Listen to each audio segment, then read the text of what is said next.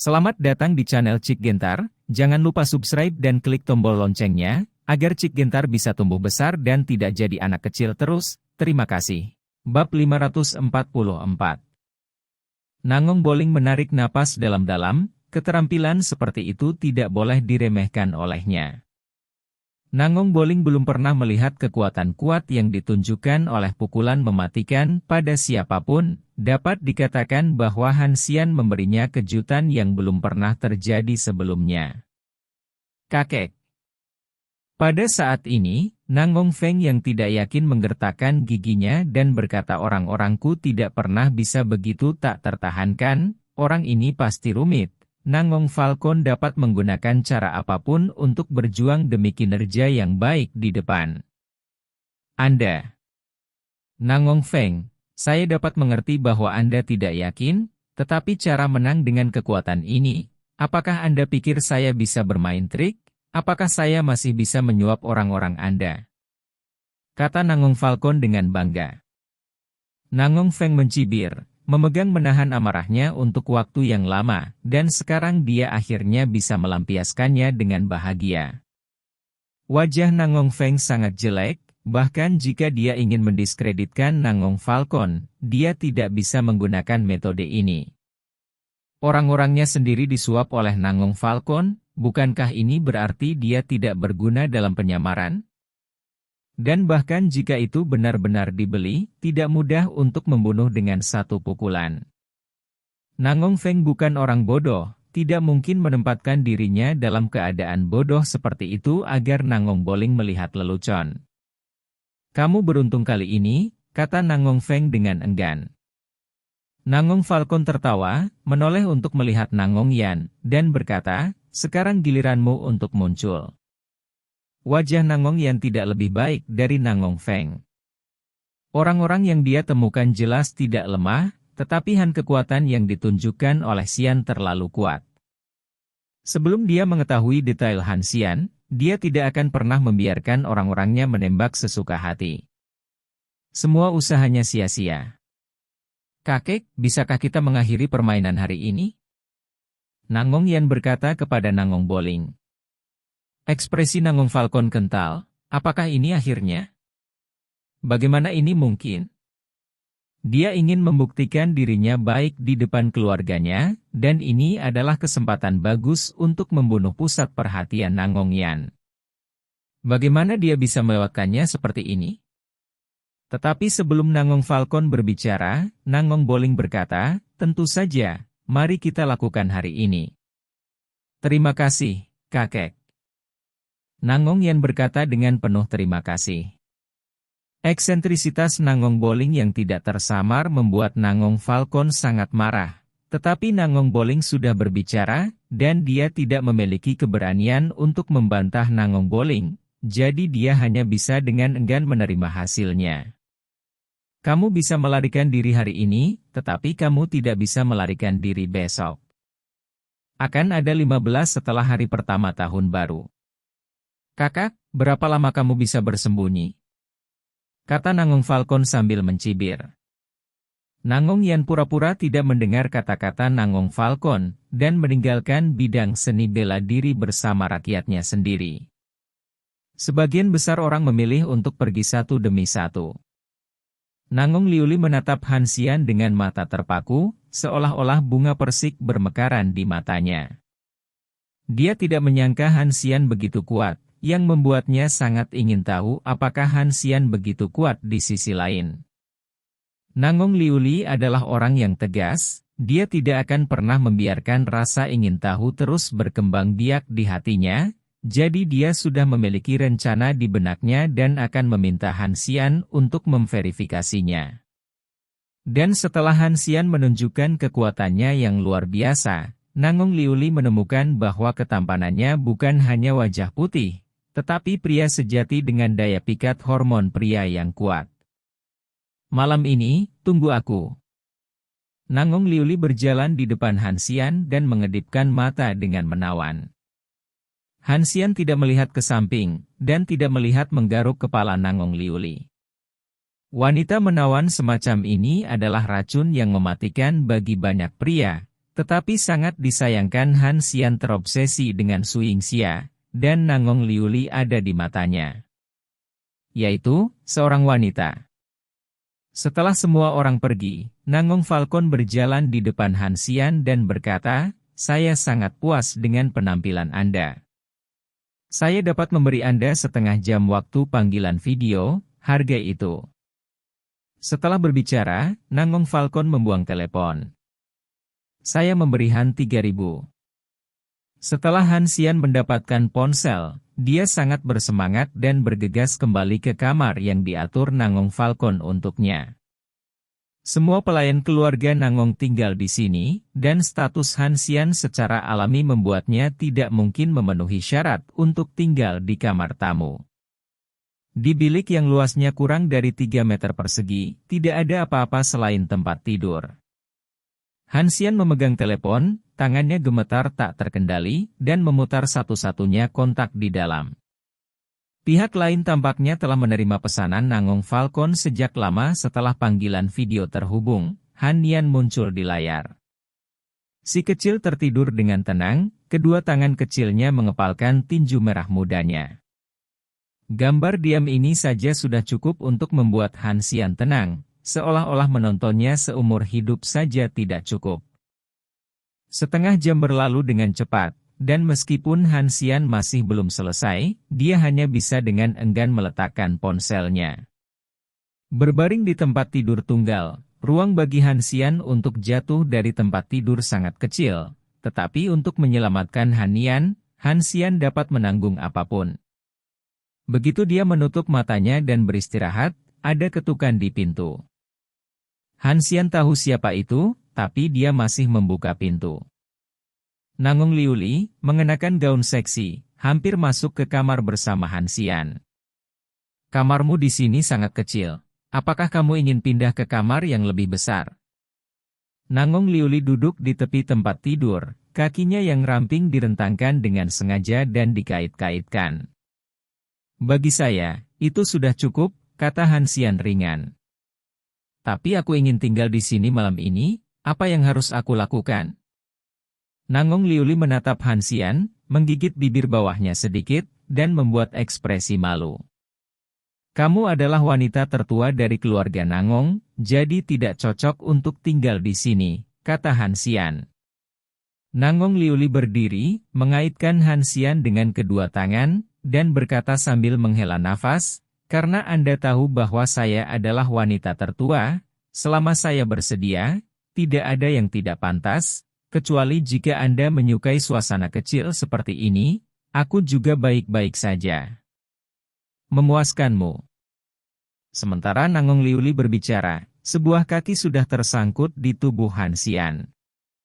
Han Xian menekan kaki Nangong Liuli dan berkata, "Aku tidak membutuhkannya." Nangong Liuli tidak kesal karena ditolak, tetapi senyum di wajahnya menjadi lebih intens, dan berkata, "Aku ingin mengukur pinggangmu dengan kakiku." "Kaki? Apakah kamu akan menolakku dengan kejam?" Nangong Liuli sangat yakin bahwa Han Xian akan membungkuk di bawah rok delimanya, karena tidak ada yang pernah acuh tak acuh di bawah godaan Nangong Liuli, dia memiliki perasaan yang sangat kuat tentang penampilannya. Dan sosok percaya diri, selama itu adalah pria yang diinginkannya, mustahil untuk mendapatkannya. Tapi Han Xian berbeda, dia adalah pria yang ditakdirkan untuk mengecewakan Nangong Liuli. Mendorong Nangong Liuli pergi, Han Xian berkata dengan ekspresi tegas, "Aku tidak tertarik padamu." Kalimat ini seperti baskom berisi air dingin yang mengalir ke kepala Nangong Liuli, menyebabkan kekesalannya langsung menjalar ke dahinya. "Han Xian, apakah kamu tahu siapa kamu dan berani menolakku?" Nangong Liuli berkata dengan kejam. Han Xian tersenyum ringan dan berkata, "Tentu saja aku tahu, mungkin, masih ada hubungan darah di antara kita." Di dunia Nangong Liuli, dia tidak akan pernah memiliki tabu seperti itu, tetapi dia bisa merasakan Han Xian memperlakukannya padanya. Pertama kali dia kalah dari seorang pria, dan pertama kali dia ditolak keras oleh seorang pria. Terkunci. Nangong Liuli menampar wajah Han Xian dan berkata dengan gigi terkatup, "Aku akan membuatmu menyesalinya. Suatu hari kamu akan datang kepadaku berlutut." Han Xian memandang Nangong Liuli yang pergi dengan marah dan menyentuhnya. Tingkat tamparan di wajah ini, bahkan tidak menyakitkan. Setelah menutup pintu lagi, Han Xian berbaring di tempat tidur lagi. Nangong Qianqiu, jika dia benar-benar anggota keluarga Nangong, maka dia dan Nangong Liuli adalah saudara sedarah, dan Nangong Liuli tahu ini, tetapi masih datang kepadanya, yang merusak pandangan Han Xian San. Wanita macam apa yang dia miliki untuk bisa begitu bebas dari tabu, kata Han Xian tanpa daya. Saat ini, di ruangan lain. Kemewahan di sini sebanding dengan aula istana, dan sangat berbeda dengan lingkungan tempat tinggal Han Xian. Baik itu dekorasi atau dekorasi di dalam ruangan, ada rasa kemewahan yang luar biasa, dan bahkan udara di ruangan itu tampaknya dipenuhi dengan bau uang. Nangong yang sedang duduk di sofa, wajahnya tenggelam seperti air. Baru saja, dia menarik wajahnya ke bawah dan meminta Nangong Boling untuk menghentikan permainan. Ini sebenarnya adalah pengakuan kekalahan yang disamarkan, tetapi untuk menyelamatkan hidupnya sendiri, dia harus melakukannya. Seberapa yakin kamu menentangnya? Nangong Yan bertanya. Bab 545. Orang yang berdiri di depan Nangong Yan bernama Cheng Feng. Dia tidak terlalu tinggi, tetapi ototnya sangat kuat. Pada pandangan pertama, dia memiliki kekuatan yang luar biasa. Lebih penting lagi, matanya tampaknya tidak memiliki emosi, sama seperti seorang pria mesin umum. Mungkin, akhir saya akan sama dengan orang itu. Kata Cheng Feng, Han Xian tidak tampil banyak di atas ring, jadi Cheng Feng tidak bisa menilai kekuatannya. Tetapi jika dia hanya menggunakan kekuatan pukulannya sebagai referensi, Cheng Feng memiliki kemungkinan besar bahwa dia akan mendapatkan hasil yang sama. Kalimat ini membuat ekspresi Nangong Yan semakin suram. Dia tidak menyangka Nangong Falcon akan menemukan tuan seperti itu di tempat yang rusak seperti pusat bumi. Di mata dunia, inti bumi misterius dan tak terduga, dan ditutupi dengan selubung yang tidak bisa diangkat. Tetapi bagi orang-orang dari keluarga Nangong, pusat bumi adalah tempat hewan di penjara, dan banyak orang bahkan tidak memperhatikan pusat bumi sama sekali, seperti Nangong Yan asli yang menyerahkan pusat bumi atas inisiatifnya sendiri. Belum lagi, dia sedikit menyesali keputusan ini. Jika dia memilih pusat bumi, maka Han Xian akan menjadi miliknya sekarang. Sayang sekali sudah terlambat untuk menyesali ini. Dalam beberapa hari, orang-orang di tingkat itu akan datang ke rumah Nangong. Jika dia bisa melihat kekuatan Han Xian, mungkin dia akan lebih menghargai Han Xian. Aku tidak bisa membiarkan ini terjadi, Nangong Yan menggertakkan giginya. Karena dia tinggal di rumah Nangong, apakah sulit untuk membunuhnya? Cheng Feng berkata dengan ringan. Nangong Yan tersenyum muram dan berkata, tentu saja itu tidak sulit, tetapi juga tidak mudah, meskipun saya memiliki status yang lebih tinggi di mata kakek daripada Nangong Falcon dan Nangong Feng. Anda harus tahu bahwa jika keluarga Nangong ingin memasuki level itu, hanya mengandalkan nilai kekuatan yang kuat, kinerja Han Xian saat ini jelas membuat kakek terkesan. Jika saya membunuhnya tanpa alasan, kakek pasti akan menyalahkan saya. Jika Anda ingin menambahkan kejahatan, tidak ada alasan, kata Cheng Feng. Nangong yang tertegun sejenak, lalu tertawa. Benar, apakah dia masih bisa menolak kejahatan yang kuberikan padanya? Keesokan harinya, Han Xian bangun pagi-pagi, tetapi dalam posisinya saat ini, dia tidak bisa berkeliaran di kastil, jadi dia hanya bisa tinggal di area pembantu. Kegiatan. Harus dikatakan bahwa orang biasa tidak dapat membayangkan dunia orang kaya, bahkan orang seperti Han Xian akan menghela nafas. Pada saat ini, Han Xian menemukan sekelompok anak-anak bermain-main dengan seorang anak laki-laki besar. Anak-anak ini seharusnya adalah junior dari keluarga Nangong, sedangkan untuk anak laki-laki besar, Han Xian agak aneh. Sepertinya dia sudah berusia sekitar 20 tahun, tetapi IQ-nya sepertinya tidak terlalu tinggi, dan dia bermain game dengan anak-anak itu dengan seringai di wajahnya. Setelah mengamati selama sekitar setengah jam, dia dipukuli dan dimarahi, dan ketika anak-anak itu memberinya lumpur, dia akan menelannya ke dalam perutnya tanpa ragu-ragu. Tapi bagaimana bisa ada orang bodoh seperti itu di Kastil Nangong? Siapa kamu? Pada saat ini, seorang bocah lelaki berjalan ke Han Xian dengan arogan, dengan tangan di pinggul, dengan ekspresi arogan seorang kakek kecil. Jangan main-main denganku, kata Han Xian sambil tersenyum. Mendengar ini, bocah lelaki itu jelas tidak puas. Dia mengambil sebuah batu dan melemparkannya ke Han Xian. Dia berkata dengan bangga, berlutut dan biarkan aku menunggang kuda. Aku akan memaafkanmu hari ini. Han Xian tersenyum tak berdaya. Bocah yang mendominasi ini masih muda, tetapi dia memiliki temperamen yang sangat besar. Ini masih di rumahnya sendiri. Setelah meninggalkan gerbang rumah Nangong, dia pasti akan lebih sombong dan mendominasi. Jika dia tumbuh dewasa, itu pasti menjadi momok. Adik laki-laki, sebaiknya kamu pergi, jangan ganggu aku, kalau tidak, aku akan memukulmu, kata Han Xian. Setelah bocah lelaki itu mendengar kata-kata ini, dia bergegas tepat di depan Han Xian dan ingin menendang Han Xian. Han Xian menyapu ringan dengan kaki kanannya, dan bocah lelaki itu jatuh dengan keras ke tanah. Tapi yang mengejutkan Han Xian adalah bahwa lelaki kecil itu tidak menangis, tetapi menatapnya dengan ekspresi muram. Siapa kamu? Kamu bahkan berani memukuliku. Anak kecil itu berkata dengan gigi terkatup. Aku tidak memukulmu. Kamu secara tidak sengaja tersandung kakiku, dan itu tidak ada hubungannya denganku. Han Xian tersenyum ringan.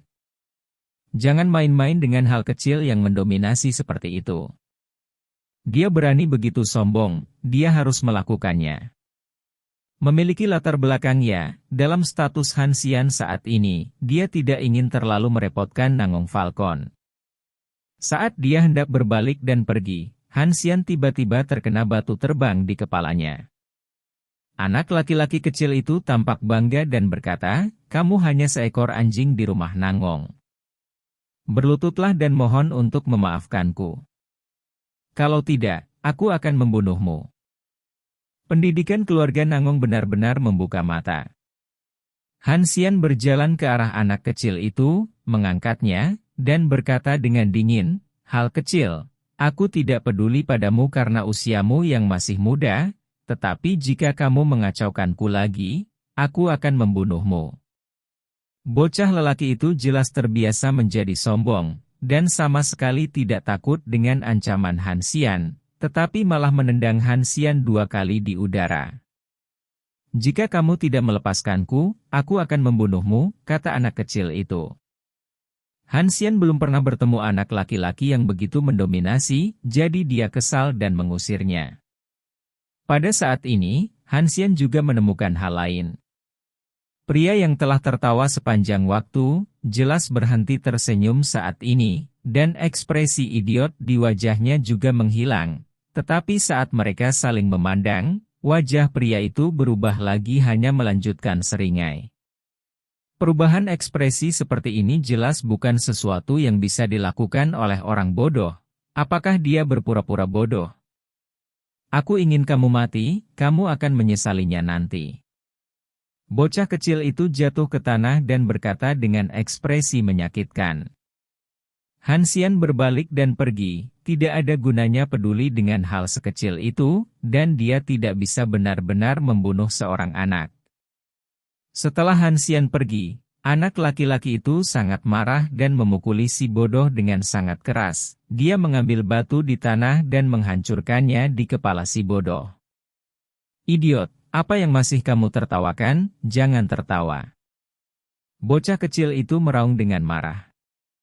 Si bodoh itu tampak seperti tidak tahu mengapa, dan terus menyeringai. Dia tampaknya tidak peduli dengan darah di dahinya, dia hanya mengulurkan tangan dan menyekanya. Anak laki-laki kecil itu menarik rambut si bodoh dan berkata dengan kejam, "Jika saya tidak membunuh orang ini, nama keluarga saya bukan Nangong."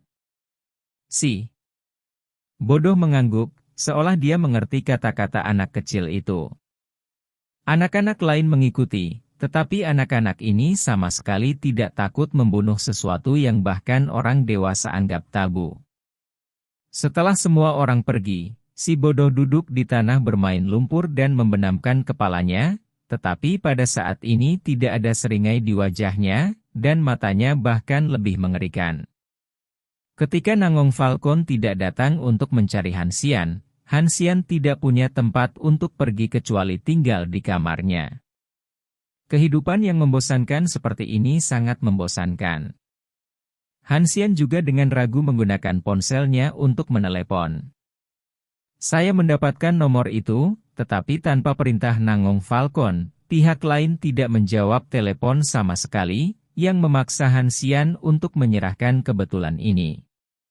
Setiap kali dia menenggelamkan hatinya, Hansian akan membayangkan apa yang terjadi di villa sisi gunung saat ini. Hanyan diculik, dan Hansian sangat khawatir. Dia juga tahu bahwa bagi Suingxia, itu adalah mimpi buruk. Rasa sakit Suingxia tidak akan pernah kurang darinya, dan bahkan akan berkali-kali lebih kuat. Bagaimanapun, Hanyan jatuh dari Suingxia. Potongan daging yang turun hamil pada bulan Oktober tetapi orang tua dan anak dipisahkan. Penyiksaan semacam ini sangat kejam terhadap Suingxia. Villa tepi gunung. Setelah Si Jing datang, situasi Suingxia meningkat pesat. Setiap hari, Si Jing akan mencoba segala cara untuk menghiburnya dan membuatnya percaya bahwa Hansian akan dapat membawa Hanyan kembali dengan selamat. Keyakinan Suingxia pada Hansian tidak diragukan lagi, dia tidak pernah meragukan Hansian, dan selama Hansian berjanji padanya, dia akan bisa melakukannya. Hanya rasa sakit yang hebat ini, jika Anda ingin membuat Suingxia benar-benar lega, pasti tidak mungkin melakukannya sebelum Hanyan kembali ke pelukannya. Suingxia sering duduk di ruang tamu dalam keadaan linglung, dan tangannya akan menunjukkan gerakan memegang anak itu. Setiap kali Si Jing melihat adegan ini, dia akan merasa sangat tertekan. "Yingxia, bagaimana kalau kita keluar untuk bersantai?" Si Jing meraih tangan Suingxia dan berkata. Suingxia menggelengkan kepalanya dengan kaku dan berkata, "Bu, saya ingin menunggu 3.000 di rumah. Saya khawatir dia tidak akan dapat melihat saya segera setelah dia kembali." Bab 546. Tidak hanya Suingxia yang menunggu, tetapi banyak orang di Unceng sedang menunggu Hansian kembali, termasuk Tianjia dan Moyang, serta banyak bidak catur yang diam-diam diletakkan Hansian sebelumnya.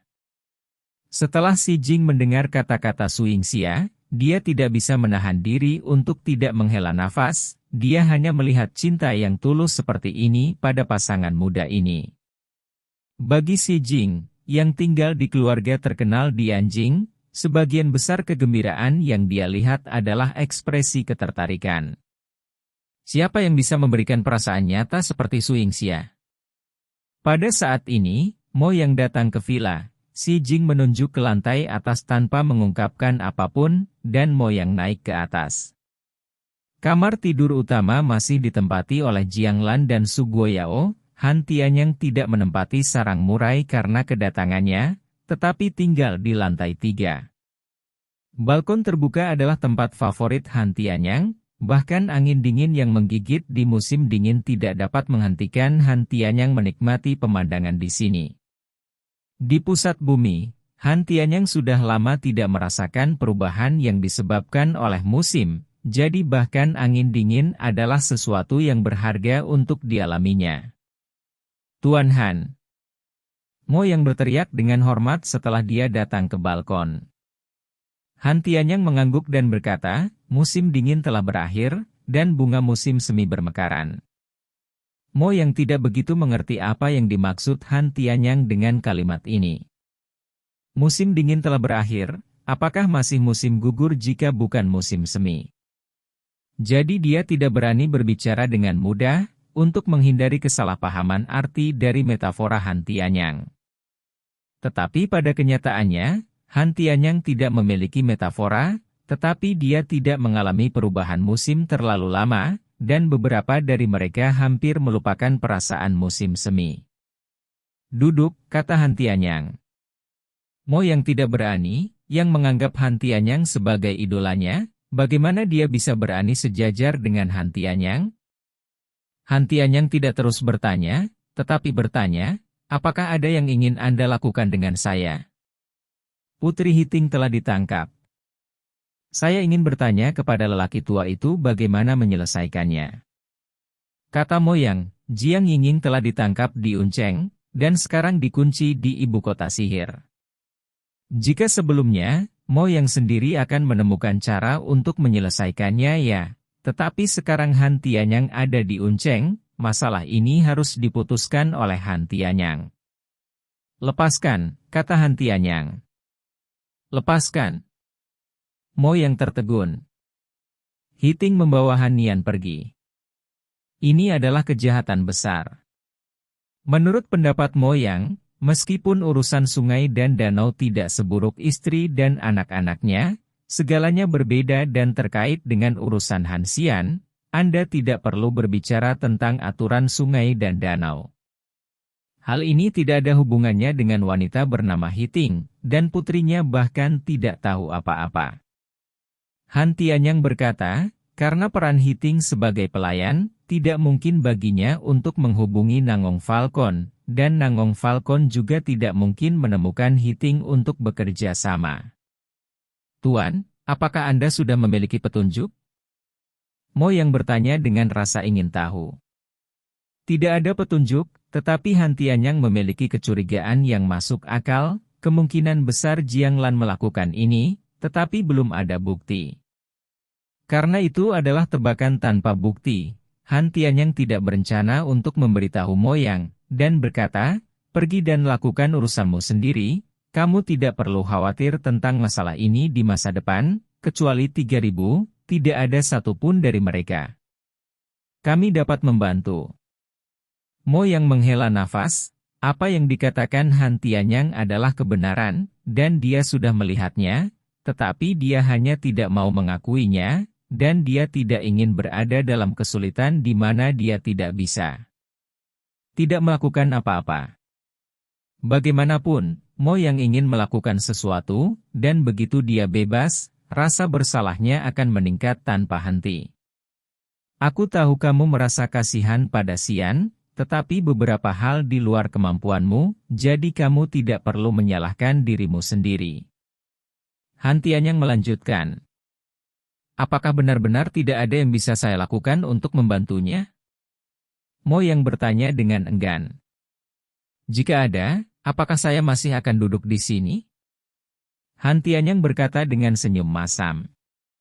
Jika ada kesempatan untuk membantu Han Xian, Han Tianyang tidak akan pernah duduk dan mengabaikannya, tetapi dalam situasi saat ini, benar-benar tidak ada kesempatan sama sekali, karena Han Tianyang tahu kehebatan keluarga Nangong. Jika dia benar-benar ingin berpartisipasi secara paksa dalam masalah ini, itu hanya akan menambah lebih banyak masalah bagi Han Xian. Mendengar ini, Mo yang menundukkan kepalanya tanpa daya. Ayah, aku pergi dulu, kata Mo Yang. Setelah Mo Yang pergi, Yan Jun berkata kepada Han Tianyang, Mo Yang ini sangat setia, tapi sayang sekali kemampuannya terbatas. Kalau tidak, dia pasti akan menjadi penolong yang baik untuk Han Xian. Tidak bisa dipaksakan, kata Han Tianyang. Ya. Yan Jun menggelengkan kepalanya tanpa daya. Dia dulu bisa melatih Han Xian, tapi sekarang, kemampuan Han Xian telah melampaui dia. Bahkan dia tidak bisa membantu Han Xian, apalagi membantu Han Xian. Itu adalah seseorang seperti Mo Yang. Langkah Mo Yang ke bawah membuat Su Yingxia khawatir. Ketika Su Yingxia melihat Mo Yang, dia tidak bisa menahan diri untuk berdiri dan berjalan di depan Mo Yang. "Kakak Yang, Putri Bibihi, apakah kamu sudah tertangkap?" Su Yingxia bertanya. Mo Yang melirik Si Jing tanpa sadar, dan melihat bahwa Si Jing tidak berperilaku tidak normal. Dia berkata, "Dia ada di ibu kota sihir, tapi aku tidak mempermalukannya, aku hanya ingin bertanya padanya tentang Hiting." "Villa," kata Su Yingxia. "Kenapa?" Mo Yang bertanya dengan bingung. "Saya percaya bahwa Bibihi benar-benar tidak mungkin melakukan hal seperti itu. Bahkan jika dia menghilang bersama Han Nian, dia harus dibawa pergi bersama. Kebetulan ada seorang pelayan di keluarga, jadi biarkan dia datang," kata Su Yingxia. Mengenai pengkhianatan Hiting terhadap Han Xian dan pergi bersama Han Nian, Su Yingxia tidak mempercayainya sejak awal, karena dia tahu orang seperti apa Hiting itu, dan sangat mustahil bagi Hiting untuk melakukan ini. "Apakah kamu khawatir Jiang Yingning akan terlibat dalam masalah ini?" Mo Yang berkata tanpa daya, saat ini, Su Yingxia masih mengkhawatirkan keselamatan orang lain. "Ngomong-ngomong, masalah ini disebabkan oleh kami, dan ibunya juga terlibat oleh kami," kata Su Yingxia. "Kakak dan saudari, hatimu terlalu baik, tetapi terkadang hati yang baik mungkin tidak dihargai," kata Mo Yang. "Jadilah orang baik. Bagaimanapun juga, Tuhan bisa melihatnya," kata Su Yingxia.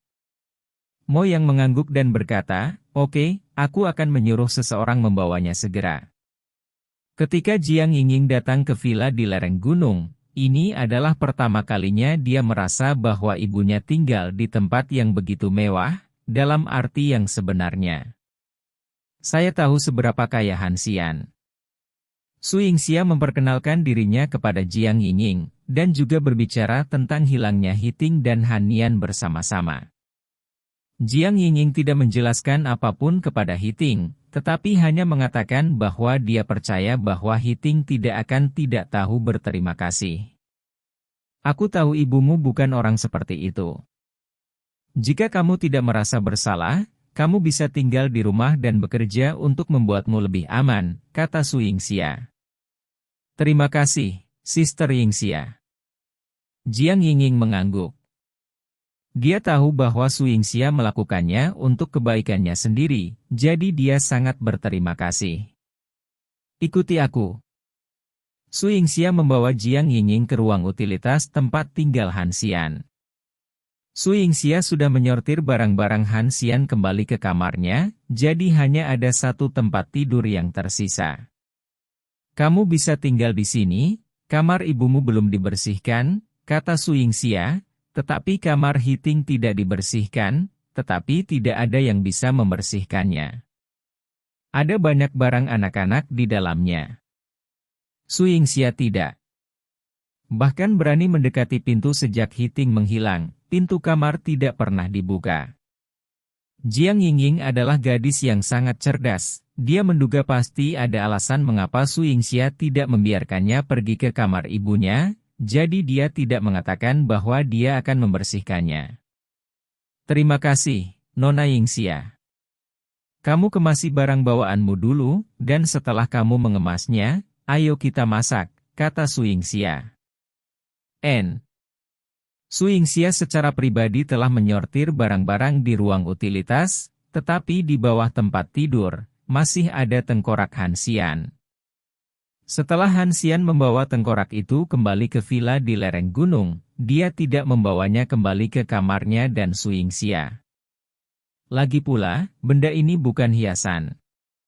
Dia khawatir jika Su Yingxia tidak sengaja menemukannya, itu akan membuat Su Yingxia takut. Yingxia, jadi dia meletakkannya di bawah tempat tidur lain-lain di kamar. Setelah menyelesaikan barang bawaannya, Jiang Yingning pergi ke dapur untuk bekerja. Baginya, memasak hanyalah masalah sepele. Bagaimanapun, dia telah hidup sendiri selama bertahun-tahun, dan dia memiliki keterampilan hidup dasar. Tentu saja, dibandingkan dengan Hiting, pasti ada celah. Bab 547 Kastil Nangungjia. Di tengah malam, Han Xian tertidur lelap, dan ketukan pintu yang tergesa-gesa menariknya kembali dari mimpinya ke kenyataan. Dalam mimpi itu, Han Xian memegang Hanian di lengannya, tetapi ketika dia bangun, dia hanya bisa menghapus air mata dari sudut matanya. Baginya, penculikan Hanian adalah hal yang sangat memilukan, dan kehilangan itu adalah bahkan lebih memilukan. Dia memimpikan Hanian setiap malam. Apa yang kamu lakukan? Membuka pintu, Han Xian bertanya dengan wajah dingin ketika dia melihat Nangong Falcon. Nangong Falcon tampak sedikit pucat, matanya bahkan lebih marah dan bingung, dan berkata, "Ikuti aku." Han Xian tidak ragu-ragu, dia menantikan Nangong Falcon untuk membiarkannya melakukan sesuatu, karena hanya dengan cara ini, dia dapatkah kualifikasi dan Nangong Falcon berbicara tentang kondisinya. Hanya dengan begitu saya dapat berharap untuk melakukan panggilan video dengan Hanian. Saat itu sangat larut malam, pada saat ini, semua orang dari keluarga Nangong seharusnya beristirahat. Tetapi ketika mereka datang ke ruang tamu kastil kuno, Han Xian menemukan bahwa hampir semua orang dari keluarga Nangong telah berkumpul di sini. Apakah mereka masih mengadakan pertemuan keluarga di tengah malam? Tetapi jika itu adalah pertemuan keluarga, mengapa Anda meneleponnya? Ini dia. Ini dia. Ini dia. Dari kejauhan, Han Xian melihat beberapa anak menunjuk ke arahnya, tampak ketakutan, yang memberinya firasat buruk. Anak-anak ini terlihat di siang hari ketika konflik dengan anak laki-laki yang mendominasi dipicu. Orang-orang kecil ini semua ada di sana, tetapi mereka semua menonton pertunjukan di siang hari, jadi Han Xian tidak mempersulit mereka. Pada saat ini, seorang wanita bergegas keluar dari kerumunan, matanya merah dan bengkak. Dia jelas menangis. Dan ketika dia berjalan di depan Han Xian, dia dipukuli di wajahnya. Han Xian mengerutkan kening dan mendorong wanita yang melakukannya. "Kamu bayar untuk putriku, bayar untuk putriku." Wanita itu meraung pada Han Xian dengan sepenuh hati. Han Xian penuh kebingungan, tidak mengerti apa yang terjadi. Pada saat ini, Nangong Boling berjalan ke arah Han Xian dan berkata dengan ekspresi cemberut, "Kamu sangat berani sehingga kamu berani membunuh seseorang di rumah Nangongku." "Pembunuhan?" Han Xian tampak bingung. Orang-orang Nangong Feng yang terbunuh di arena, dan sekarang Nangong Boling datang untuk menyelesaikan tagihan setelah musim gugur. Tapi ini terlalu tidak masuk akal. "Apakah kamu masih ingin berakting di depanku?" Nangong Boling berkata dengan dingin. "Sejak dia masuk ring, dia kalah dariku. Apakah aneh dia mati di tanganku?" Kata Han Xian. "Cincin. Dia hanya seorang anak kecil. Apakah dia akan berbagi hidup dan mati denganmu di atas ring?" Nangong Boling berkata dengan marah. "Anak." Han Xian bahkan lebih tidak jelas. Jadi, ketika dia datang ke rumah Nangong, dia membunuh seseorang. Itu adalah orang yang membunuh Nangong Feng di atas ring. Bagaimana bisa ada hubungannya dengan anak itu? Kamu masih berpura-pura bingung, perhatikan baik-baik. Nangong Boling membawa Han Xian ke tengah kerumunan. Pada saat ini, Han Xian terkejut menemukan bahwa ada seorang anak laki-laki berbaring di kerumunan. Melihat penampilannya yang diam, dia jelas sudah mati. Dan anak laki-laki kecil ini adalah anak laki-laki yang mendominasi yang bentrok dengannya. Meskipun Han Xian sangat tidak menyukai karakternya, tetapi dia masih muda sekarang, dan bukan karena dia tidak memiliki kesempatan untuk berubah. Bagaimana dia bisa mati dan melihat situasi ini? Semua orang di keluarga Nangong berpikir bahwa orang-orang dibunuh olehnya. "Aku tidak membunuhnya, itu tidak ada hubungannya denganku." Han Xian berkata dengan ringan, dia tidak akan pernah mengakui apapun yang tidak dia lakukan. "Kamulah yang membunuhnya. Kamu dengan jelas mengatakan bahwa kamu akan membunuhnya, tetapi sekarang setelah dia mati, siapa lagi yang bisa melakukannya selain kamu? Kamu membunuh saudaraku, dan kamu harus membayarnya. Setelah beberapa anak mendengar penolakan Han Xian, mereka semua melompat keluar untuk mengidentifikasi Han Xian. Mereka tampaknya telah mengidentifikasi Han Xian sebagai pembunuhnya. Han Xian menarik napas dalam-dalam, ini adalah kesalahannya, jelas bahwa seseorang akan menyalahkannya. Tapi siapa yang bisa melakukan ini? Untuk menimbulkan lebih banyak kejahatan padanya, dia bahkan membahayakan nyawa anak yang tidak bersalah. Mata Han Xian berputar di sekitar orang-orang dari keluarga Nangong. Ketika dia melihat Nangong Yan, ada sedikit kebahagiaan di mata orang ini, yang berarti dia menantikan apa yang terjadi di depannya. Itu dia. Han Xian, mengapa kamu melakukan ini? Dia hanya seorang anak kecil. Nangong Falcon berjalan ke Han Xian dengan gigi terkatup. Dia tidak peduli dengan kehidupan anak itu, tetapi dia lebih peduli dengan situasi Han Xian saat ini. Qian dieksekusi, yang berarti dia tidak memiliki pembantu.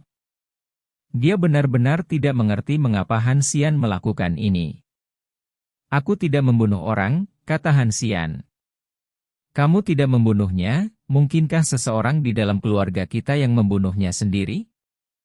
Nangong Yan berkata dengan dingin.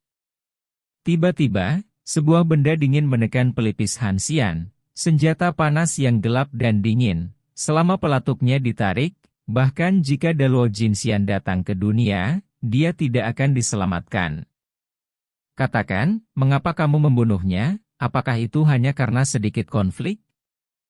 Nangong Yan bertanya pada Han Xian. Mengapa dia meninggal? Saya pikir Anda harus tahu lebih baik dari saya. Han Xian memandang Nangong Yan dengan ringan. Nangong Yan tidak panik karena kata-kata Han Xian. Dia menoleh ke Nangong Boling dan berkata, kakek, orang ini adalah orang yang sangat berbahaya. Bahkan keluarga Nangong kami berani membunuhnya. Saya sarankan membunuhnya secara langsung. Untuk menghindari masalah di masa depan. Kakek, masalah ini belum diselidiki dengan jelas. Hanya mengandalkan bocah kecil mereka untuk bersaksi tidak cukup untuk membuktikan bahwa orang itu dibunuh oleh Han Xian. Nangong Falcon berkata dengan penuh semangat, dia tidak ingin Han Xian mati. Melihat peluang untuk bersaing dengan Nangong Yan, jika Han Xian meninggal, harapannya akan pupus. Nangong Boling menatap Han Xian seperti obor, dia mempertimbangkan pertanyaan apakah akan membunuh atau tidak. Jika Han Xian dapat membantu keluarga Nangong memasuki level itu, kematian seorang junior keluarga Nangong bukanlah masalah besar. Pergi ke ruang bawah tanah dulu, perintah Nangong Boling. Kalimat ini membuat mata Nangong Yan berkedip dengan sedikit niat buruk. Dia berpikir bahwa langkah ini akan cukup untuk membunuh Han Xian, tetapi dia tidak pernah berpikir bahwa Nangong Boling akan membiarkan Han Xian pergi. Jika dia tahu ini, dia seharusnya melakukan lebih banyak. Membunuh beberapa hal kecil memaksa Nangong Boling untuk mengeksekusi Han Xian. Kakek, dia sangat berbahaya, tinggal di rumah Nangong adalah bom waktu. Nangong Yan ingin membujuknya. Nangong Boling memandang Nangong Yan dengan dingin, dan berkata, apakah Anda memiliki hak untuk campur tangan dalam apa yang saya putuskan? Nangong Yan dengan cepat menundukkan kepalanya dan berkata, maaf. Tidak ada yang diizinkan untuk mengungkapkan apa yang terjadi. Malam ini. Jika ada yang mengatakan sepatah kata pun ke dunia luar, saya akan membiarkan dia keluar dari keluarga Nangong. Semua orang menundukkan kepala dan tidak berani berbicara. Ini adalah posisi tertinggi Nangong Boling dalam keluarga Nangong, asalkan itu yang katanya, tidak ada yang berani menolak. Han Xian dipenjara di penjara bawah tanah. Ini adalah tempat di mana keluarga Nangong biasa memenjarakan keluarganya. Nangong Boling sangat kejam dalam hal ini. Hanya seumur hidup. Nangong Boling menghitung putranya di bawah lututnya. Pernah ada seorang putra yang dipenjara di penjara bawah tanah karena kesalahannya. Dia tidak melihat cahaya selama hampir 10 tahun. Dia akhirnya menjadi gila dan terbunuh di penjara bawah tanah. Namun, Nangong Boling acuh tak acuh dengan hal ini, bahkan pemakaman pria itu tidak diadakan, hanya mayatnya yang dibuang ke laut. Kekejaman ini tampaknya merupakan karakter yang diwarisi dari keluarga Nangong. Meskipun Nangong Kiankiu belum mencapai titik ini, dia juga berkembang ke arah ini. Bagaimanapun, metodenya melawan Han Xian juga sangat kejam. Apakah ada orang yang dapat membantu Anda membuktikan bahwa Anda tidak membunuh orang? Sangkar besi penjara bawah tanah itu seperti tempat di mana Liger disimpan di kebun binatang. Nangong Falcon berdiri di luar kandang dan bertanya kepada Han Xian, apakah Han Xian tidak jika dia menemukan cara untuk membuktikan dirinya? Kemungkinan besar dia akan dipenjara di sini selama sisa hidupnya ini bukan yang ingin dilihat Nangong Falcon. Apakah kamu tidak melihat bahwa Nangong yang menyalahkanku untuk masalah ini? Han Xian berkata dengan ringan. Nangong Yan. Nangong Falcon tampak terkejut dan berkata, kamu bilang Nangong Yan membunuh seseorang? Han Xian menggelengkan kepalanya tanpa daya. Bagaimana bisa Nangong Falcon menjadi begitu bodoh saat ini? Dia tidak bisa melihat sesuatu yang begitu jelas. Keberadaan saya mengancam statusnya dan memberi Anda modal untuk bersaing dengannya. Siapa lagi di seluruh keluarga Nangong selain dia yang ingin melihat saya mati? Kata Han Xian acuh tak acuh.